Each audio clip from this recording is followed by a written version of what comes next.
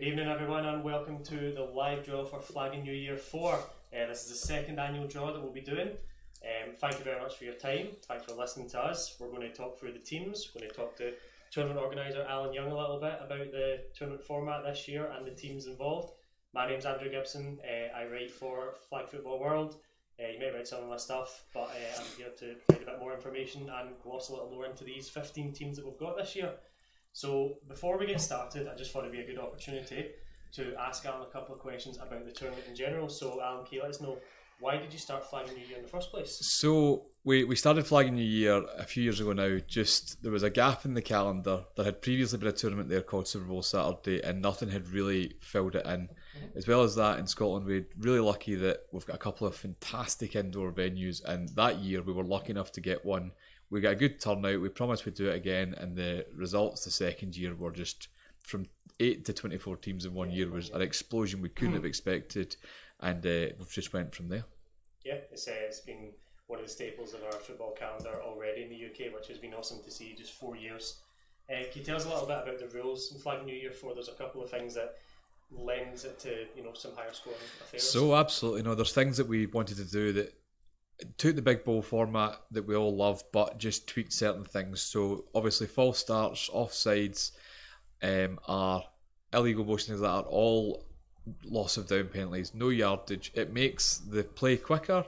There's less delay in getting to the ball being spotted for the next play because the yards aren't moving, and it stops teams doing that gamesmanship aspect that can really hurt other teams. As well as that, there is a 20-second play clock as opposed to a 25-second play clock. Again, that lends itself to a faster game, and it's why at Flagging New Year we see higher scores than we see at some of the other tournaments of a similar format. It doesn't lend itself well to the complete rookie because there's not a lot of time to think, but it's a fun, fast-paced tournament. Good stuff. Have you got any highlights from the first 3 editions of Flagging New Year? There's a few highlights. I loved the final last year between Waldorf and Sollerod. Went to overtime in the final. It was 2 teams maybe not at their best by the time they got to the final, but really just digging it out against each other, and the plays that took it into overtime were fantastic. I enjoyed getting to play with my old mates in the first one. The second one was Cobras again, and we beat the Swedish national team, which was great. And Waldorf Hornets last year. There's been some great games over the year. Yeah, it was really cool to see Sollerod come over last year. They obviously weren't at full strength, but that was still a hell of a team, and getting those kind of guys to British soils was big. And then you see Waldorf 2 years in a row, final 1 year, win it the next year. Yeah. It's interesting, we're not going to have a repeat winner again, which is really interesting. So it's a wide open field.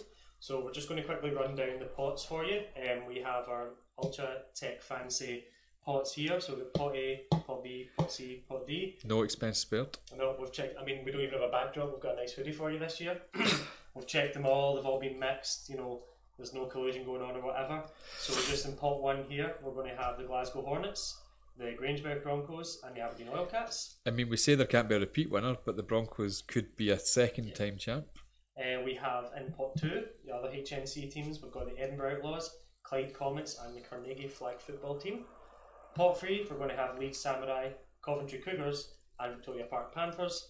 And in pot 4, we've got the Kosevi Wildhogs, Craigavon Cowboys, Vienna Spartans, Purmerend Barbarians, the Balerna Beasts, and the Reckless Russians are returning again. Yeah, quite a good field, strong field. There are no apparently weak teams, so it could be a really interesting tournament. No, for sure. I think that's something that's been great about Flag New Year from the start. It's been very, very strong. I think teams find that to their detriment sometimes if they enter, but they always learn coming away from it. So I think without further ado, we should probably just start drawing some teams. Yeah, let's do it. So you want to start us off here in pot 1? Let's go for it. I'll take the first pot 1 team. So, poor choice of utensil, but we have the Glasgow Hornets as our first pot 1 team. Glasgow Hornets coming out pot 1. Bit of Jekyll and Hyde for the Hornets in general. Year one, they managed to finish second. Year 2, they were 8th, I believe, which was a bit of a downturn for them. But last year they finished as the top team in the UK, 5th overall, and the strongest field we've ever had. Yeah, absolutely, and a great game against Sollerod that kind of knocked us out of the running. But Hornets have always performed well. Interesting to see how they'll do in this field. Brett finalists this year, plenty of weapons on offence, a bit more juice to them this year, so it's going to be interesting to see how they do. And let's draw. You want to draw pot B? Pot 2? No, let's check it out. Just make sure. Same one, brilliant. And we have Carnegie Flag Football.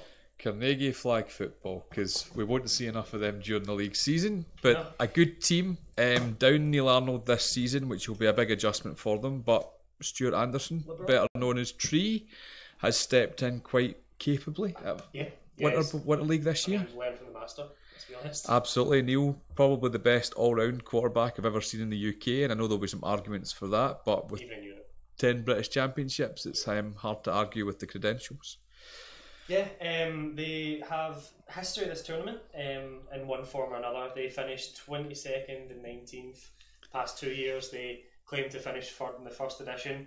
But yeah, it's going to be interesting. They've had good prep. They run their own Winter League tournament, which follows a very similar format to Flag and New Year. Lots of downs for false starts and stuff. They've borrowed some of that, and they are doing work. They went 4-0 this weekend against the other teams there. They've been equipping themselves out in Europe. I mean, they've been getting themselves about. They've been trying to get as much experience as they can. They went to Kingbo, yes, they borrowed some players, but still a third overall performance with a good chunk of Carnegie players in the field. Yeah, all-round offence. Yeah, you've got Callum Nicol, who the first thing you notice is the boy's height. I mean, there's just no covering that. Then Brandon Lamb has one of the filthiest dips I think I've seen in a while. He's been working on that. His jump ball's not bad either, Brandon. He's an all-round player. So let's move on to pot 3. Pot number 3, let's go for it. UK teams who are not from HNC. So the 3 southern teams who are braving the Scottish cold. And another team that I know fairly well is the Leeds Samurai. Leeds Samurai. Leeds have attended the first 2 Flag and New Years. They missed last year. Made Flag and Iron Man. They made Flag and Iron Man. Glasgow's about a second home for them. Yep, they've travelled up often. A former Premier League team, a bit unlucky not to be a part of the Premier League this season coming, but a very experienced Kyle Taylor at the helm. Oh, definitely. Everything runs through Johnny Dudley though. Having played against Johnny numerous times, sevens format, fives format, he was a big reason for the MEC Crusaders doing so well at the last Super Fives tournament. He came second there. It's a talented side. Just don't underestimate them. A talented side, a side that's growing. They've now got a second team, a development team like the Hornets in the league, the Leeds Ronin, and they've got a friend of ours, the East Kilbride Pirates, Esme Greenan, has joined them as well. So she has, yeah. Hi, Esme.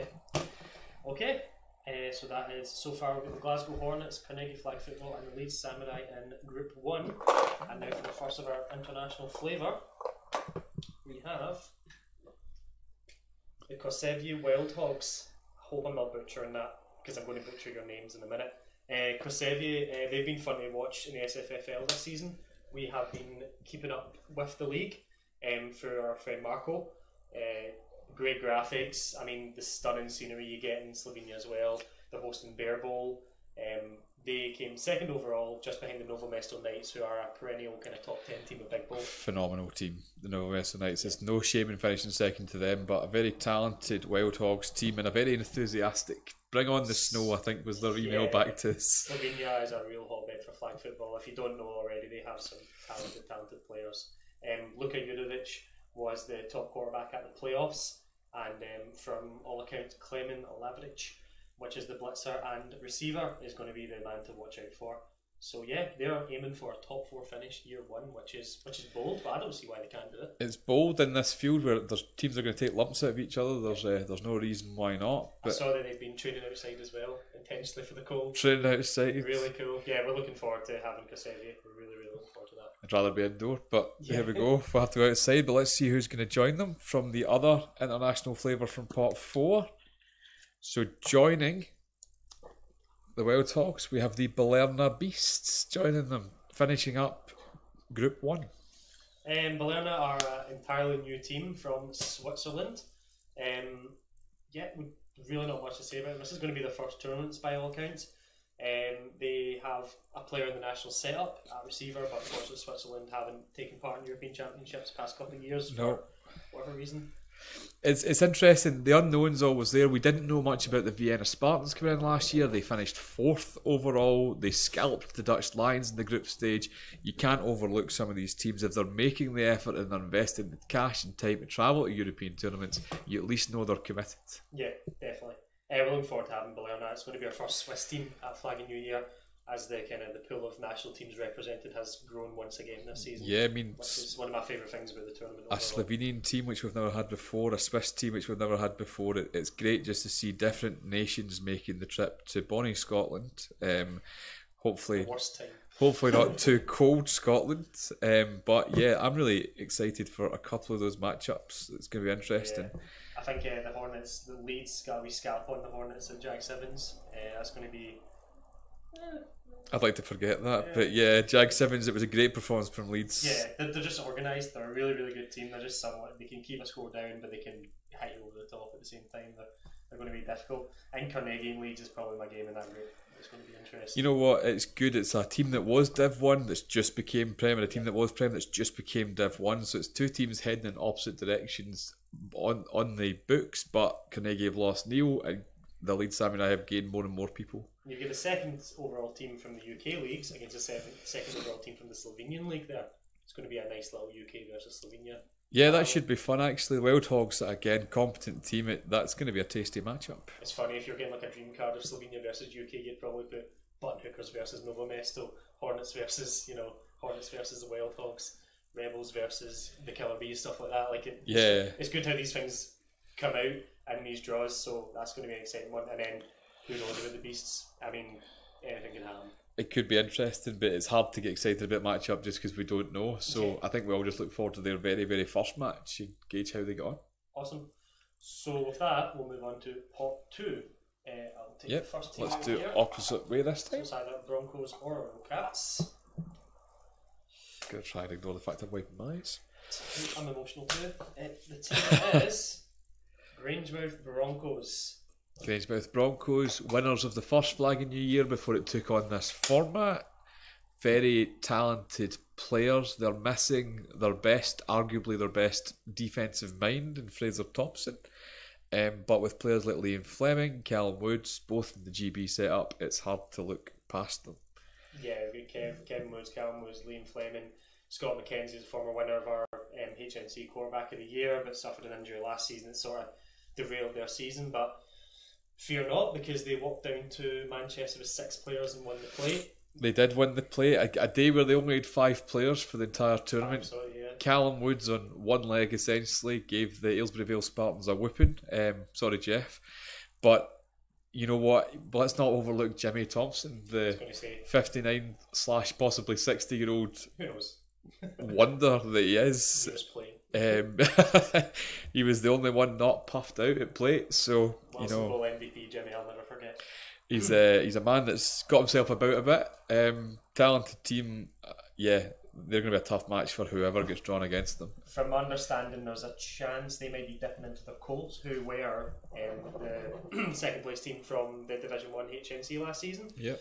They might be taking a bit of talent out of that, but they all know each other really well. They're both tight-knit teams. I reckon they're going to do well this year. Yeah, like the Hornets' development team, they'll be in the same system. Good knowledge to have there. It'll be very interesting to see how they perform. Let's find out who will be their first opponent. So we're either going to have the Clyde Comets or the Edinburgh Outlaws. Let's see which team will be facing them. So we're going to have rival foes, the Edinburgh Outlaws, the other capital, the main capital of Scotland, taking on the Grangemouth Broncos. Yeah, Edinburgh are a team that kind of threw themselves about last season. Flag and New Year, obviously. Entered Big Bowl to a bit of surprise given the other HNC teams there, but by all accounts they held their own. Recruited a ringer there, but we'll talk about him later. Yep. They've actually never really gone above 18th Flag and New Year. That's the thing. It kind of seems to come at a time of year for them when they're not quite ready. Again, guaranteed the top place though. They're guaranteed. Yeah, I do feel that Edinburgh use this tournament more as a springboard for the rest of their calendar year, but they have some players with great minds. David Hogg, better known as Sned's, a great defensive mind. They've got Jamie Archibald, part of the GB Line Silver setup. It's hard to overlook them, and they have an excellent QB who appears occasionally for them. If he appears, then you never know what they could do. It just depends who turns up on the day. I'm contractually obliged to mention how good Jamie Archibald is at these 3 occasions, just to upset the rest of his teammates. So Jamie's really, really good, and Jamie's really, really, really good. No, Jamie is exceptional. Jamie's a player that I genuinely, when I'm putting the ball about, fear where I'm going to put it. Right, so the Broncos and Edinburgh will be taking each other on, and we'll move to pot 3. Yep. It's going to be either the Cougars or Victoria Park Panthers. And we have the Coventry Cougars. Oh, the Cougars. I'm delighted they're still coming up to play, despite the move from outdoor to indoor. Very good setup. They've got teams at pretty much every age bracket. They've got 2 women's teams. They've got the best women's team in the UK and the second best women's team in Europe, based on last year's Champions Bowl performance. I believe there'll be a few of the female players playing with the men this weekend, at Flag of the Year, so it could be an interesting team. A lot of talent. I've played the Cougars quite a lot personally. I've never seen them turn up with the same guys. They have some amazing ability to somehow recruit, some top talent from Manchester or someone from the Birmingham Lions or something like that who props them up a little bit. That being said, the core of their team is very, very good. And that's why just adding one extra piece to it can make such a difference. I mean, this is a team that just, not this season, but season before, beat the Copenhagen Barbarians at Big Bowl. This is a team that can do damage when they're on their game. Yeah, loads of tournament experience. Kieran Eaton's a quality player. Speed, just so much speed. Part of the SWC Dragons setup, who won Super 5s last year. Yep. So yeah, the Cougars were very, very happy to have them. They debuted last year and finished 15th, so the only way is up.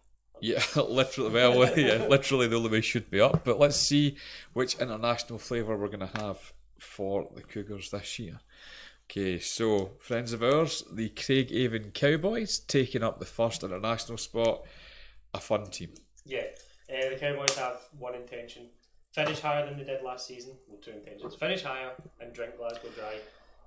I think Conrad Smith can get one of those done. Yeah, they are fun lads. They've got loads of talent. They're Champions Bowl participants. They won the Emerald Bowl in December, so they've had a bit of a short off season. So they might be more in their step than other teams. They very possibly could be more in stride than a lot of other teams. Just talented players. Every game I watched with them last year, they were giving a team a difficult time. It was never a walkover. They went unbeaten in the regular season as well. We've been over first hand and seen how that Irish League's been developing there. It's getting really strong there, and Craigavon are the standard bearers. From where it was just a couple of years ago, went over the Chieftains, there's been a huge improvement there. Peter Loughlin is your man to watch from that team. He was in the team of the tournament last season, deservedly so. Very athletic player. Jumps in a bit of quarterback as well. Just realised we're going to get a rematch between Craigavon and the Broncos. That was one of the closer games I watched last year. Really enjoyed that one. It's going to be a good one. Yeah. No Joe Buchanan though for the Cowboys. I believe he's still making the trip though, so it'll be good to see Joe. Well, I'm sure he can help them drink Glasgow dry. Yeah, more so. More so. Okay. Would you like to draw the... And the second international team who will be taking on, it is the Vienna Spartans. Well, but there's a lot to say about them. Finished 4th overall last year. Great team. Totally out of nowhere, and potentially Devin Adkins joining them this year. Makes him stronger, yeah. Devin coming from the higher placed Saints in Austria. The Spartans, finished 4th overall last year. 9th in the league campaign, but you know what, that's better than... It's potentially just a compliment to the Austrian league rather than anything negative about any of the other performances. It's, all I remember from that team is just how fast they were. Their blitzer from memory was getting MVP votes, stats left, right and centre. I remember in Stats Central we were looking going, I don't think we've seen a guy get this much attention before. Very impressive, and again they came from nowhere, so it's that gives me kind of interest about the Blair and the Beast, that unknown factor. But yeah, great group. Once again, delighted to have them back. That is going to be a tasty group. Yeah. Craigavon, Broncos and the Vienna Spartans. I'm glad I'm not in that one. Yeah, no collusion. No, that's a tough group. We're about to prove there's no collusion by drawing the remainder of the groups, even though we know who they are. But there's going to be some really interesting matchups. But Broncos Cowboys is definitely the one that I'm looking forward to. Yeah, I think that's going to be a fascinating matchup. Just to put, they both have lost kind of key parts due to injury, but the minds are still there. Yeah, It's still going to be Well, I mean, the great thing, Fraser Thompson might not be on the field, but he's going to be on the sideline. Just as valuable, yeah. Yeah, he can be just as valuable. That might be a more and more role for him as time goes on, depending on how he progresses. But yeah, that's going to be a great matchup. I'm liking that Edinburgh versus Cougars matchup. You know what? It's a fresh matchup. I don't think I can recall playing against each other. No, I can't think of an occasion that they would have, and it's two very different teams. One that was kind of got themselves out of trouble towards the tail end last. They started Yep. slow, got themselves out of trouble a bit. Cougars were kind of the opposite. They started the year, they got a tie against Birmingham. They were picking up wins here and there, and then all of a sudden it was just, oh, by the way, they're relegated. I was personally shocked. Yeah, I mean, Birmingham really put in a shift in that last day to automatically relegate them. They had their own destiny in their hands and they didn't finish it off. Yeah. I mean, I think Div 1, I could see them coming straight back up potentially with the talent they have there, but you just never know. But you've got a Prem HNC team against a Div 1 SWC team, and it's going to be interesting. Great shout. The Spartans are just going to be really quick. So let's, again, just to show that we've done everything fairly and all the teams we're in, we'll go through pot 1 to finish it off. If everything's been done properly, this should be the Aberdeen Oil Cats, and it is the Aberdeen Oil Cats, as we'd expect. I'll throw it. It is quite fun. Yeah, that's been my favourite addition this year, is throwing stuff at Tommy. What a one-hander. Where was that at the weekend, Tommy? Exactly. So yeah, Oil Cats third place finish first year, but that's pretty much where the good news ends. Well, I mean, since then, for Flag and New Year, yeah, they've used it more as a developmental league for them. They have one of the better, second teams in the country. The Silver Cats have been doing work in the Winter League, and I would expect to see some of them there this weekend. It depends if Gary Elliott turns up or not as well. There is no one man in the country that changes your opinion of a team as much as Gary turning up. Whether that's a blessing and a curse possibly for Aberdeen in that instance. They were probably unlucky. It seems the story every single year with the Oil Cats when it comes to the BAFA leagues. They're unlucky not to finish higher because their first round draw is always an absolute stinker. Hookers last year gave them a game. I mean, it was a tight game. I mean, absolutely. And I think that's something about that, because they had the chance to not have that match, but they slipped up against. They had a game day last year, which was just a capitulation of everything, where they lost to the Comets. Which is and they lost to the Comets and the Broncos in the same day. Yeah. And let's just draw that this now then. Well, I was just going to mention, discount them off at your own peril. 6th place finish at King Bowl last year. No offence to them, but if you watched them coming off the plane, you'd have thought that's a team who might be kind of middle of the pack. They stepped up big time. They get big performances from, I believe his name's Steve Smith. Lots of good players in their midst. They've got the Premier North quarterback of the year, Scott McDonald, and the Premier North offensive player of the year, Gary, if he's there. But they've got award winners in the midst. Yep, award winners. Sadly, awards don't mean wins. Don't discount them. And spoiler alert, the team in this pot is... Hang on, that's not Bez. It is the Inverclyde Comets. And immediately an interesting match, because I know that the Oil Cats were not happy with the loss to the Comets last season, and we know that with the likes of Bud McFerrin, the Comets have got the weapons to take apart any team. Comets have been getting better and better. Don't let last year's campaign fool you. No. I've been more and more impressed with Comets every single season. Playoffs in the first year was maybe a bit... I wouldn't say it was an aberration, but it was maybe a little bit too much too soon, and then they go and win a game anyway, and then it was always going to be tough. When we moved to this 2-division format, where to pick up wins was going to be a difficult task for them. Yeah, I mean, absolutely, but they've got some young talent. Yep. The lad's name escapes me currently, but there's a young talented player, Steve Mercer, that'd be it. And with the leadership of Bud McFerrin and just the experience that if they get Dave Pasnick in the mix, the talent is there. They've got Ticky. There's so many good football brains in that team that they are a danger to anyone. Just need to keep it, just as long as things are going right for them, it'll be a difficult game. There you go, Oil Cats versus Comets once again. Yeah, gonna be a good win. Looking forward to that one. So let's confirm that the Victoria Park Panthers are the next team out of the pot, and there they are with their new logo. Victoria Park Panthers finished 3rd in 2017, beating out a distinctly average Cobras team. Worst team ever. Lies. Finished 12th last year, which is maybe a bit lower than you'd expect to see them, but definitely probably more where you'd place them than the third. But as we've talked about, they get themselves about Europe. Yeah, they've got great players in the midst. They've got Charlie Douglas, affectionately known as Hovis. They've got Pete Copenhagen, who's a fantastic quarterback. Matt Turner, Mark Strether. They compete at Big Bowl. They compete at Flag and New Year. They are in literally the toughest division in BAFA leagues in the SEC.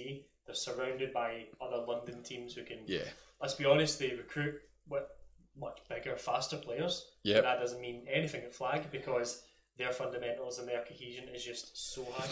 I think as a former Cobra, I have an affection towards them because they are a group of mates who have continued to play together, and that does hamper the recruitment sometime, but the potential that they might have added Ewan Miller, and we still don't know where Mantis Secaucus is going, Jason Miles is going, so they could be huge additions to VPP if they both end up there.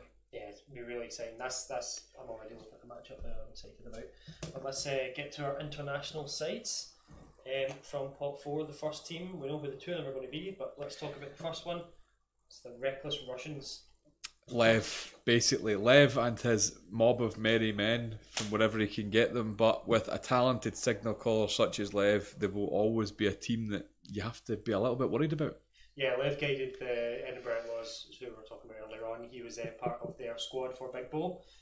How that came about, who knows? It was a great story. It was sensational. He threw himself into that side. They finished 19th in their first go round. He was more outlaw than any Outlaws player has ever been. Yeah. He's still posting about being outlaw country and stuff like that. Love it. Watched him throw a game-winning touchdown in the last play of the game at Big Bowl and started singing Flower of Scotland up the sidelines. So he's a passionate guy. He's a hell of a player. He's a good mind. He got great football mind. We saw that firsthand. Red Foxes at King Bowl won the women's bracket. Yeah. Great team. Lev's got a big hand in that. You know, he's taken football in Russia from strength to strength. He's getting them on the map. You know, he's so passionate about the sport, so passionate, and that just carries you so far. Love Lev. I love seeing what he's doing in Russia. I'd love to go over there for a tournament at some point. Yeah. Schedule's not going to allow it this year, but yeah, I think you look past them at your peril. We've obviously got friend Pebbles who'll be playing with the Reckless Russians this year as well. Yes, breaking news. Turncoat. But he'll be playing because he enjoyed playing for Lev so much last season. Commented just he's a guy you want to play for. Yeah. So let's round it off then. Let's just, for the sake of showing that everybody's been drawn correctly, this should be, and certainly is, the Purmerend Barbarians, who were the second team in the Netherlands. Yeah, there's a wee theme here of teams that finished second in their national setups coming over here. They were leading at half time, 19-12, against the Hey Hyenas. Which is a hell of an effort. That's a talented Hey Hyenas team. I think Purmerend, coming into last year's tournament, we didn't know too much about them. 13th overall was a really respectable finish. Again, second in the Dutch leagues. They've been throwing themselves into Pink Bowl, doing other tournaments as well.